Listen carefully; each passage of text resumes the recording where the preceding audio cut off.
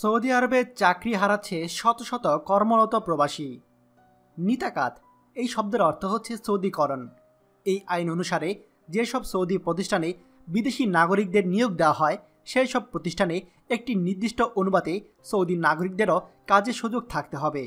এর আগে সৌদি আরবে অনেক খাতে এই সৌদিকরণ আইন কার্যকর করে হাজার হাজার প্রবাসীকে তাদের পুরনো কর্মস্থল থেকে অনেকটাই তাড়িয়ে দেওয়া হয়েছে। এবার সৌদি প্রশাসনের সৌদিকরণের চোখ পড়েছে বিমানবন্দরের চাকরিতে।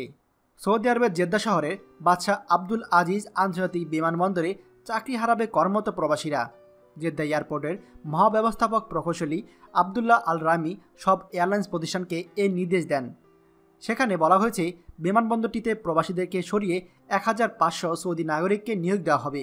এই নির্দেশ খুব শিগগিরই বাস্তবায়ন করতে বলা হয়েছে, যেখানে শত শত প্রবাসীদেরকে চাকরুচিত করে সৌদি নাগরিকদের নিয়োগ দেওয়া হবে। স্থানীয় সময় শনিবার আল আরাবিয়ার বরাত দিয়ে এ তথ্য প্রকাশ করেছে সৌদি গ্যাজেট পত্রিকা।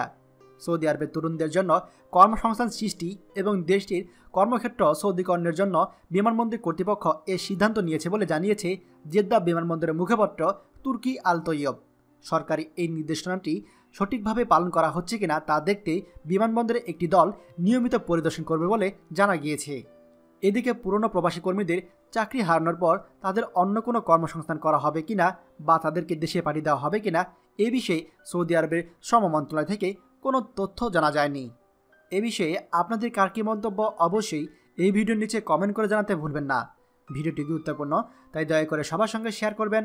আর আপনি যদি আমাদের চ্যানেলে নতুন হন তাহলে অবশ্যই আমাদের চ্যানেলটি সাবস্ক্রাইব করবেন সৌদি আরবের সকল গুরুত্বপূর্ণ খবরাখবর সবার আগে পাওয়ার জন্য। ধন্যবাদ। বাংলাদেশের প্রথম প্রবাসী নির্ভর ভেরিফাইড ইউটিউব চ্যানেল TJN24।